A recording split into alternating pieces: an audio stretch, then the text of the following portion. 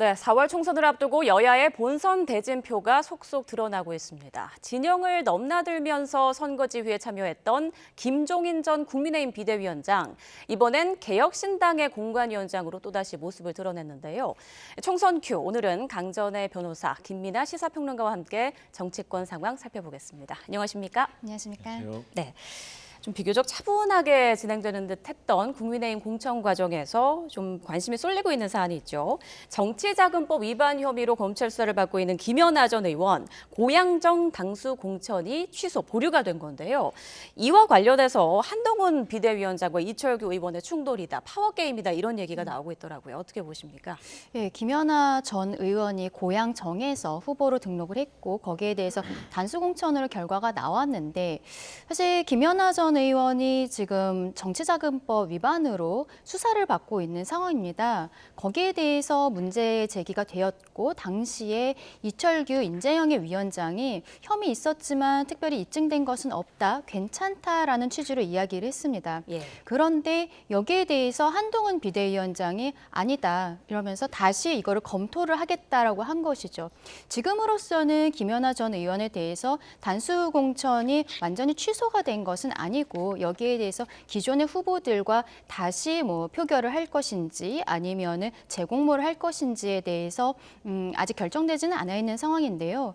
지금 국민의힘에서의 공천 과정은 그렇습니다. 공관위에서 결정을 한 부분에 대해서 비대위원회에서 완전히 그것을 그대로 받아들이는 것은 아니고 단수 공천이라든지 우선 공천의 그 경우에는 여기에 대해서 비대위원회에서 한 번 더 검토를 하도록 되어 있거든요. 네. 결과적으로 이철규 위원장이 이야기를 한 부분에 있어서는 공관위에서의 기준에는 문제는 없었다라고 이야기를 한 것으로 보이고요. 다만 이제 한동훈 위원장이 이야기한 부분, 비대위원회에서 여기에 대해서 그 제동을 건 부분은 국민의 눈높이에는 맞지 않는 것 같다라는 이야기를 한 것으로 보입니다. 네.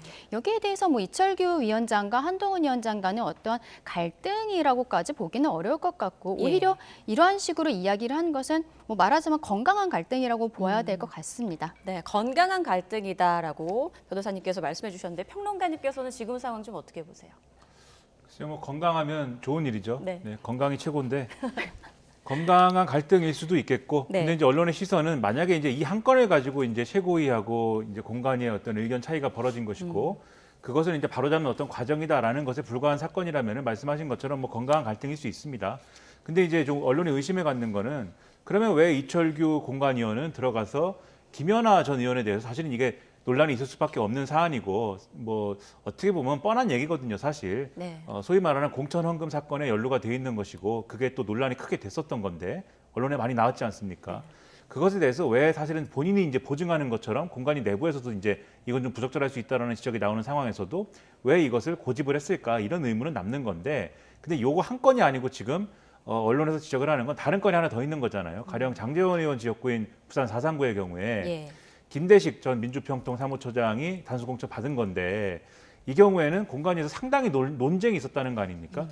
장동혁 사무총장하고 그다음에 이철규 공관위원하고 이 서로 논쟁이 있었는데 장동혁 사무총장은 이 김대식 전 사무처장 같은 경우에는 장제원 의원과 굉장히 가까운 사이인데 어쨌든 장제원 의원이 권력의 곁에서 뭔가 호가호위하다가 그러다가 이제 좀 물러난 그런 이미지로 지금 돼 있는 상황에서 장제원 의원하고 가까운 사람을 이렇게 우리가 공천해가지고 이게 또 논란이 되면은 곤란하지 않느냐 이런 논리를 펼쳤는데 이철규 공관위원은 일종의 현실론을 제기했다는 거예요. 그래서 지금 이 사상구에서는 결국은 장제원 의원이 크게 힘을 실어줄 수 있는 사람이 당선이 되는 건데 그런 구도인데 그러면 당연히 김대식 전 처장을 공천해야 되는 거 아니냐라고 하는 의견을 가진 건데 이거를 다른 공관위원들이 지켜보는 가운데서 거의 1시간 반 동안 논쟁을 벌였다라는 게 오늘 나온 보도의 어떤 내용 아니겠습니까? 예. 그러면 지금 이철규 의원은 누가 보더라도 유명한 얘기잖아요. 자타공인 윤핵관이다라고 하는 얘기를 들었던 사람이고 지금도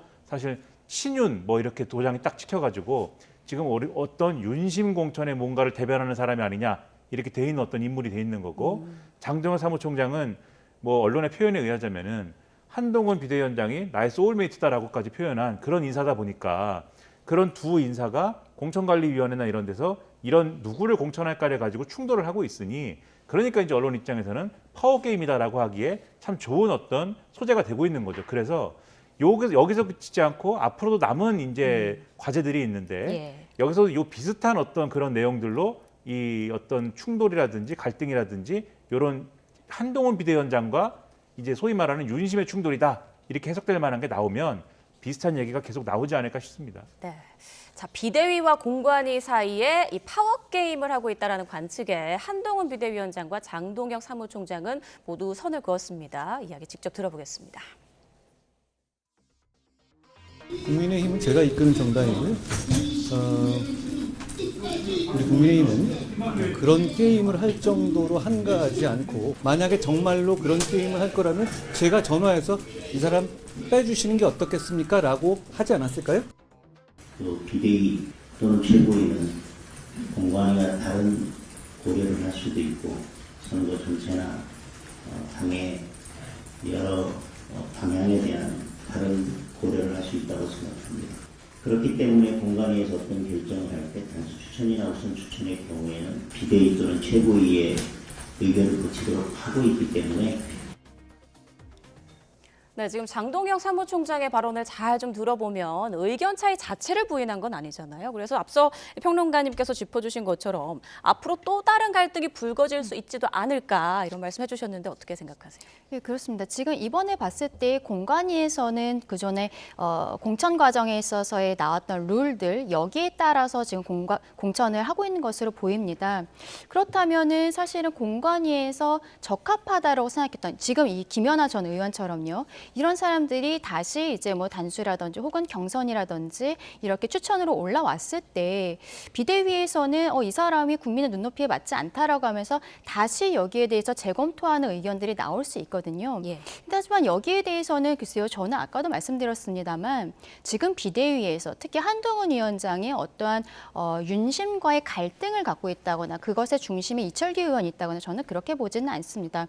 오히려 공관위는 그 규정대로 해서 넘기는 부분이 좀 있어 보이고 비대위에서는 여기에 대해 국민의 눈높이에서 맞지 않는 인사들에 대해 제의 요구를 하는 이런 형태로 가고 있는데 이런 것은 앞으로도 저는 있을 수 있다고 생각을 하고요. 예. 그리고 지금 국민의힘의 공천 과정이 민주당에 비해서 조금 매끄럽게 보이는 것은 아직까지 영남 지역 그리고 강남권 말하자면은 국민의힘의 어떤 텃밭으로 볼 수 있는 이 지역들에 대해서는 완전히 그 공천 과정이 끝난 것이 아니거든요. 여기에서의 뇌관들이 있을 수 있고 그 과정에서 또 공관위원회와 또 비대위원회 간에 서로 간의 의견이 맞지 않는 부분들이 있을 수 있다고 생각을 합니다. 다만 이런 부분에 있어서 이번에도 김연아 전 의원에 대해서 다시 한번 재검토를 하는 형태로 된 것 굉장히 좀 스무스하게 지나가는 부분들이 있거든요. 이렇게 아까 말씀드린 것처럼 건강한 건강한 이런 관계는 계속되는 것이 좋을 것 같다라고 생각을 합니다. 네, 건강한 갈등인지 아니면 파워 게임인지는 계속 상황을 좀 지켜보면 모두가 알 수 있을 것 같습니다. 자, 국민의힘 공관위 정청래 민주당 의원이 현역으로 있는 마포을에 함은경 민주화운동 동지회 회장을 단수 공천을 했습니다. 어떤 인물이고 또 이번 단수 공천이 어떤 의미가 있다고 보시는지요? 일단 이 함은경 이제 민주화운동 동지회 회장이라는 분은 아주 과거에는 민주당 계열 정당에서 정치를 하기를 바랬던 분이에요. 호남 지역에서 열린우리당 시절부터 시작을 해서. 네. 말씀 중 죄송하지만 지금 민주당에서 추가 전략 공천 심사 결과를 발표합니다. 바로 들어보겠습니다. 전략공천관리위원회에서는 중앙당 공천관리위원회에서 요청을 받아서 총 6곳의 선거구를 전략선거구로 의결하였습니다. 해당 선거구는 서울 동작구 을, 서울 마포구 갑, 부산 수영구, 경기 의정부시 을, 경기 광명시 을, 충남 홍성 예산군입니다. 또 3곳의 전략선거구에 대하여 전략 후보를 추천하고 4곳의 전략선거구에 관하여 전략 경선을 의결하였습니다. 단수 공천을 의결한 전략 후보자를 먼저 말씀드리겠습니다. 서울 도봉갑의 안규령 당 상근 부대변인, 부산 수영구에서 역입 이제 18호 유동철 교수, 충남 홍성 예산군의 양승조 전 충남도지사, 특히 양승조 전 충남 지사께서는 전략공천위원장 앞으로 전략공천위원장으로서의 당원 한 사람으로서 감사의 말씀을 드립니다. 충남 예산 홍성 지역은 우리 당이 상당히 어려운 지역입니다. 13대 국회 이후에 한 번도 국회 입성을 못했던 우리 당의 어려운 지역인데 보수세가 상당히 강한 지역입니다. 이럼에도 양승조 전 충남지사께서는 선당 후사의 정치인으로다가 22대 총선을 준비하는 모든 준비하는 모든 동지들께서 상당히 귀감으로 보여지리라고 생각합니다. 양승조 후보자의 이런 새로운 도전이 헌신과 희생이 당의 기폭제가 되기를 소망합니다. 충남 예산 홍성군의 충남 지역의 더불어민주당의 돌풍의 진원지가 되기를 확신하면서 양승조 후보의 승리를 기원합니다. 이어서 4곳의 전략 경선 지역을 발표하겠습니다. 먼저 대전 서구 갑 이용수, 장종태, 이지혜 후보 3인의 결선 없이 경선을 의결하였습니다. 충남 천안시 을 선거구는 김미화, 이규휘, 이재관 후보 3인으로서 결선 없이 경선하였습니다. 전북 전주시 을 선거 같은 경우는 김윤태, 양경숙, 이덕춘, 이성윤, 최형재 이상 5인으로 경선을 하고 최종 2인을 대상으로 결선 투표하는 것으로 의결하였습니다. 이 3곳의 경우에 경선 방법은 모두 100% 국민 경선으로 의결하였습니다. 이어서 서울 서대문 갑 선거구 청년의 정치 참여 확대를 위하여 청년 전략 특구로 지정하였습니다. 서대문 갑 같은 경우는 이화여대, 서강대, 연세대, 또 경기대, 추계감리대 여러 가지 많은 대학이 있어서 젊은이들의 활기가 어느 지역보다도 아주 응축된 지역입니다. 이 선거구를 청년 전략 특구로 지정을 했고 아마 이곳에서 청년들이 새로운 꿈과 웅기를 피고 당의 이번 선거에 우리 당의 선거에 아마 활력소를 기하리라고 생각합니다.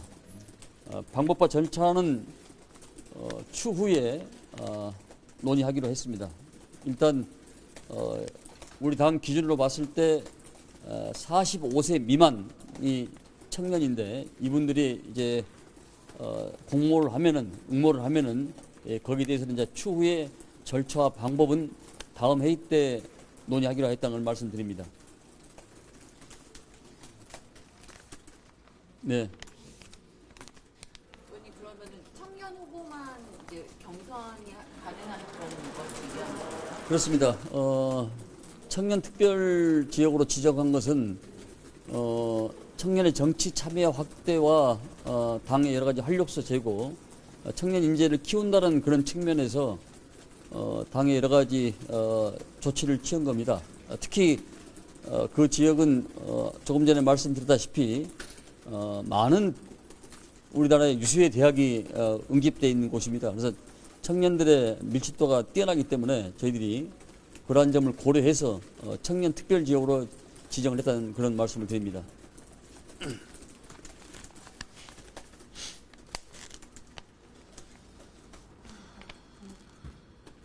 어제 공관위가 전략 지역으로 전환을 요청한 4곳은 현역 의원들이 있는데 보도는 컷오프가 사실상 확정된 것처럼 나오는 보도들이 꽤 나왔거든요.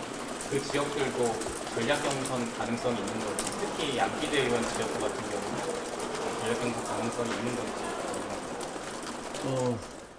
전략공천관리위원회는 모든 요소를 다 가미해서 할 수 있는 겁니다. 기존의 인물을 가지고도 할 수 있는 것이고, 기존의 인물이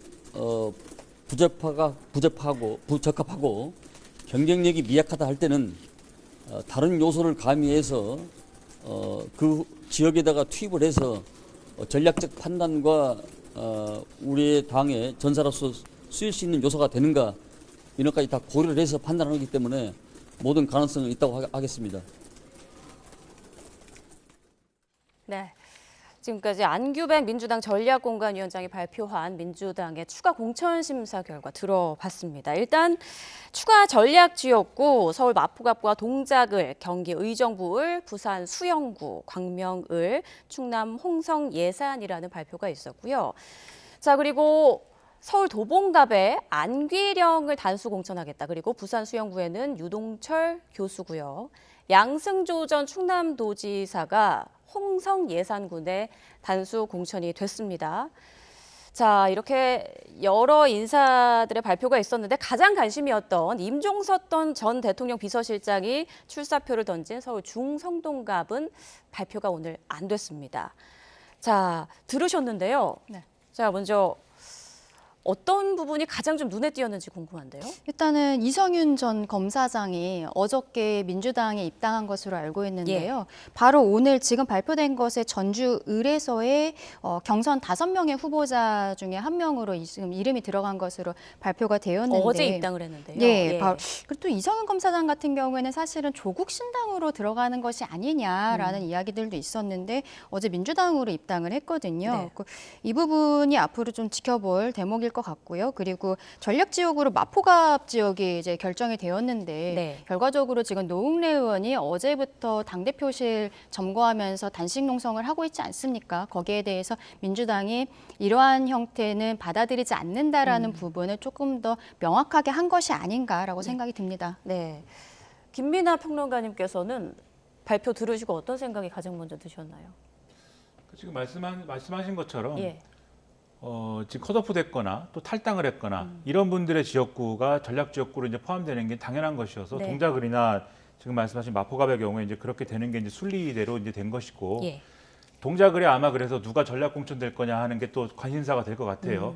그래서 지금 뭐 여전사를 공천해야 된다 이런 얘기를 이전에 이제 공간에서도 그런 얘기가 나오고 하지 않았습니까? 네. 여전사가 누가 되는 거냐 그러면 그게 앞으로 좀 관건일 것 같고 양승조 전 충남지사에 대해서 길게 얘기를 했는데 맞아요. 지금 안규백 전략공관위원장이 이 충남 예산 홍성의 경우에는 강승규 전 이제 대통령실 수석이 아마도 지금 이제 공천을 받은 상황이기 때문에 상대가 이제 포기했기 때문에 그래서 여기서 이제 좀 승부를 크게 펼쳐보겠다 이런 의지를 보이는 거여서 어려운 싸움이라고는 얘기를 하는데 어떤 이제 승부가 펼쳐질지 그런 것들을 좀 지켜볼 필요가 있겠고요.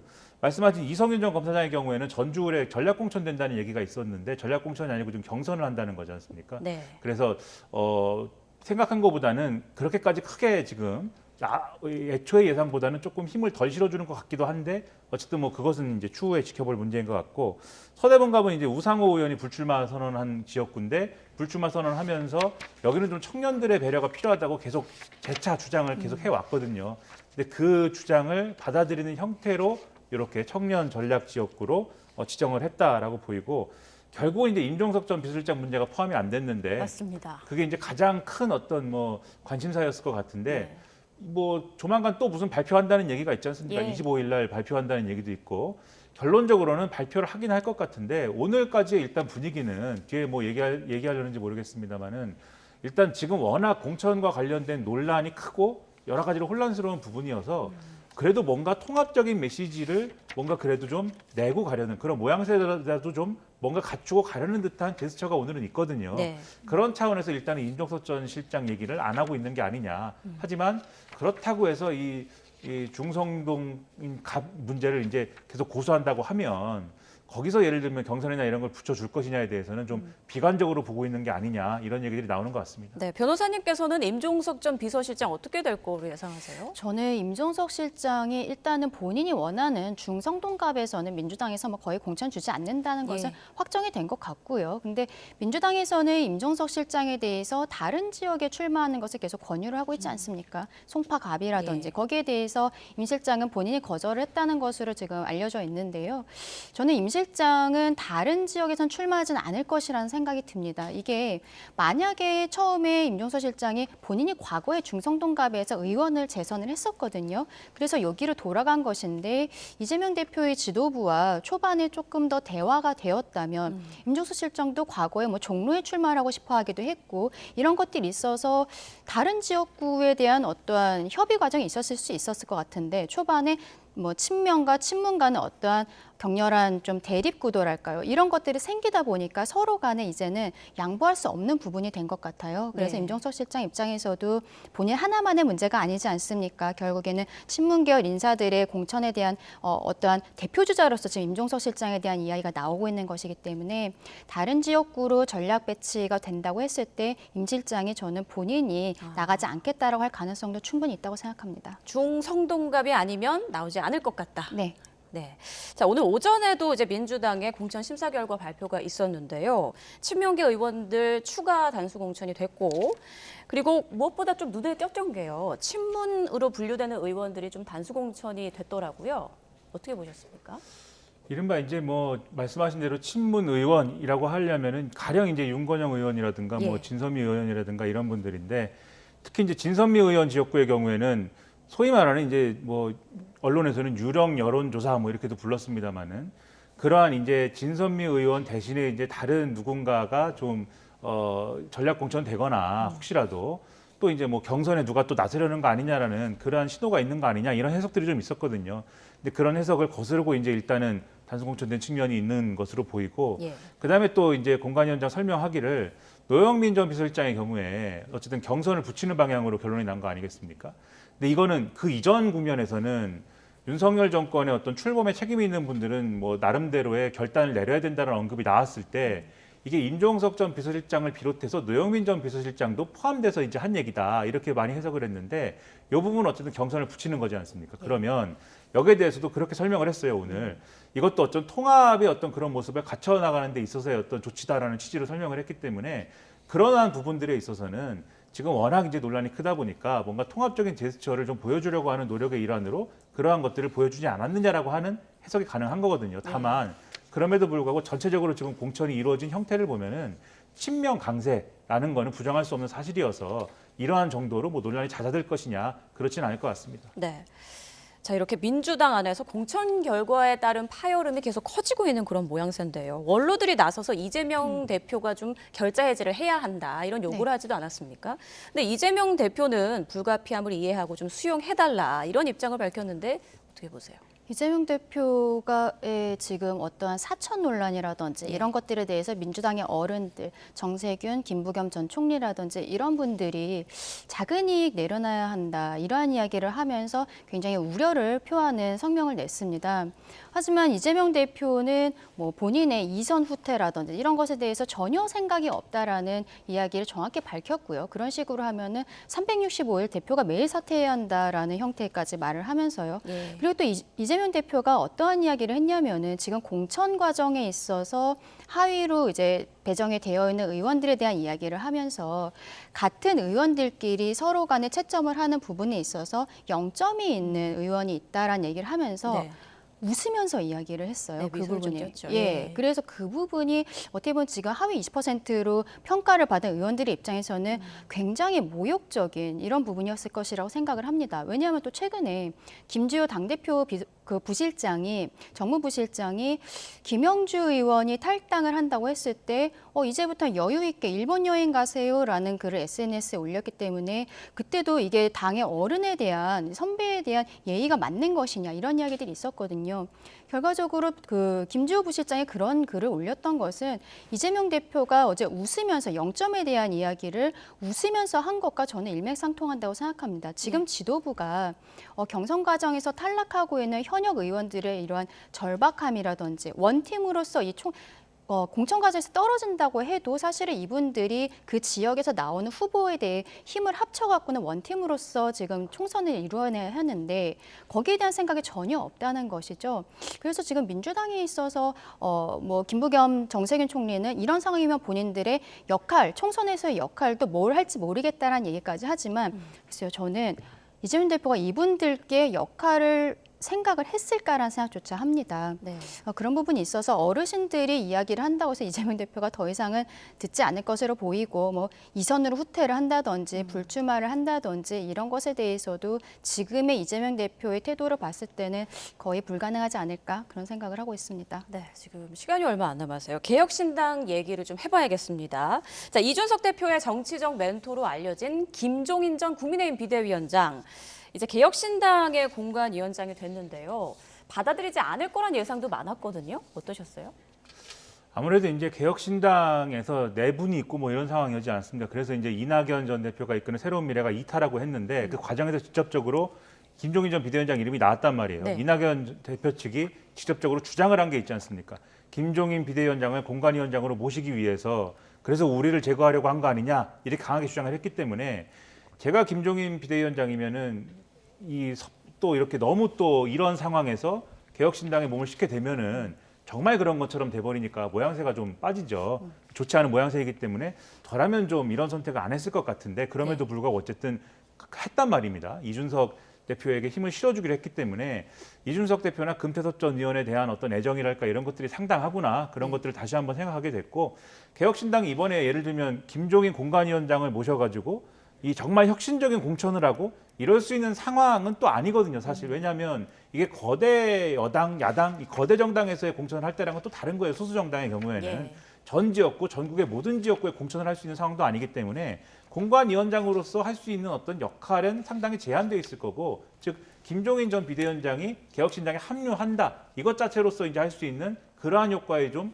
한계가 있을 것 같은데 예. 그럼에도 불구하고 지금 개혁신당 입장에서는 김종인 전 비대위원장이 와주는 것만 해도 상당한 도움이 또 될 수 있는 부분이어서 여러모로 뭐 아쉬운 부분도 있겠습니다만은 이러한 기회를 잘 살리려고 노력을 할 텐데 뭐 그것만으로 해결되겠는가라는 의문도 들고 있습니다. 네, 여의도의 차르라고도 불리는 김종인 전 비대위원장인데 명성에 걸맞게 이번에도 좀 많은 성과를 거둘 수 있을까요? 어떻게 예상하세요? 글쎄요, 지금 일단은 개혁신당에서 나올 수 있는 후보군이 얼마나 될지 그게 참 지역구 같은 경우는 사실 그렇게 많지는 않을 것이라고 생각이 듭니다. 예. 그렇기 때문에 김종인 위원장이 할 수 있는 역할이라는 것이 과거 양당, 큰 정당에서 했었던 것과는 좀 다른 형태가 될 건데요.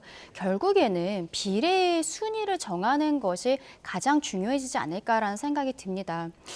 김종인 위원장이 워낙 이준석 대표와 가근한 사이인 것을 모두가 알고 있기 때문에 김종인 위원장이 들어갔다는 것은 지금까지 이준석 대표는 본인이 어느 지역구에서 나갈 것인지 이야기하고 있지 않잖아요. 예. 조응천 의원이라든지 이원욱 의원 같은 경우에는 이제 본인의 지역구로 돌아가서 이미 그 활동을 하고 있는데 이준석 대표가 지금 이 개혁신당의 비례로서 나가는 것이 아니냐라는 의혹들이 계속 있습니다.